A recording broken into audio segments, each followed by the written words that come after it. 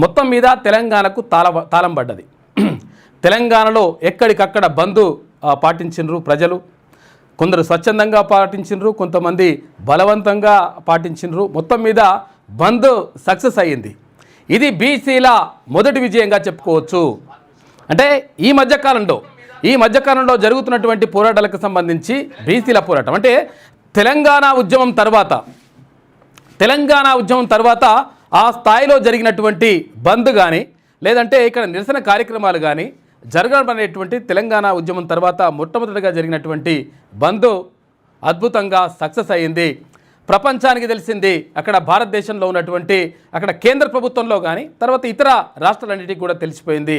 తెలంగాణలో బీసీలు బలంగా తమ వాణి వినిపిస్తూ ఉన్నారనేటువంటి వాదం గట్టిగా వెళ్ళిపోయింది. ఇది బీసీలు సాధించినటువంటి విజయంగా చెప్పుకోవచ్చు. ఇక్కడ ఎస్సీ ఎస్టీ సోదరులు కూడా మైనార్టీ సోదరులు కూడా అందరూ కూడా సపోర్ట్ చేసినారు. 100% ఇది బీసీలకు దక్కాల్సినటువంటి అవసరం ఉన్నది. 42% రిజర్వేషన్ అంటే ఇప్పుడు ప్రభుత్వం చెప్పినటువంటి లెక్కల ప్రకారమే 56.33% అని చెప్తున్నారు. మరి 42% ఇవ్వడానికి కూడా అది కూడా ఏమన్నా ఎమ్మెల్యే సీట్లు, ఎంపీ సీట్లు లేకపోతే ఎమ్మెల్సీ సీట్లు అంటే కాదు. వార్డు మెంబర్లు, సర్పంచ్లు, ఎంపీటీసీలు, జెడ్పీటీసీలు గివ్వి కూడా ఇస్తేందుకు కూడా మనసు ఒప్పుతలేదు కొంతమందికి.